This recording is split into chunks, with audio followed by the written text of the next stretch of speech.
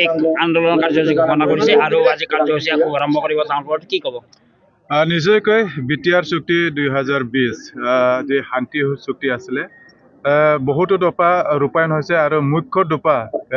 এতিয়া ৰৈ গৈছে আৰু মুখ্য দফা হিচাপে আমাৰ যে আৰ্টিকেল 280 এটা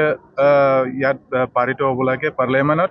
আৰু 125 এমেণ্ডমেণ্ট হিচাপে আৰু এই এমেণ্ডমেণ্ট দ্বাৰা আমাৰ সমষ্টিটো বাঢ়িব লাগে যে আমাৰ 40টা সমষ্টি আছিলে যেটো 60টা হ'ব লাগে এটো যেটো দফাতে লিখিবদ্ধ আছিলে এই দফাত লিখিবদ্ধ থাকাবোৰ যাতে ৰূপায়ণ হয় তাৰ কাৰণে এটো সমদল আমি ইয়াত বাহিৰ কৰিছো আৰু সমদল দ্বাৰা ইয়াত আমি স্মাৰক পত্ৰ দিম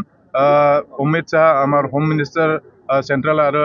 আমাৰ চিফ মিনিষ্টাৰ অসমৰ ডক্টৰ হেমন্ত বিশ্ব শৰ্মাৰ ডাঙৰীয়ালৈ আৰু এটো জৰ সমদল মাত্ৰ ইয়াত বিটিআৰ অঞ্চলত মানে হোৱা এটো নহয় সকলো অসমৰ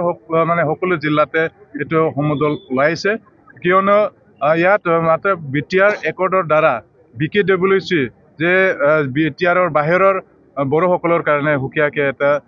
হাইট মানে এটা গঠন কৰা হৈছিল কাউন্সিল আৰু এই কাউন্সিলটো এতিয়া যে ইন্টাৰিম গভৰ্নমেন্ট চলি আছে কিন্তু বহুতো গাঁও ইয়াত অন্তৰ্ভুক্ত হ'ব লাগে আৰু ইয়াত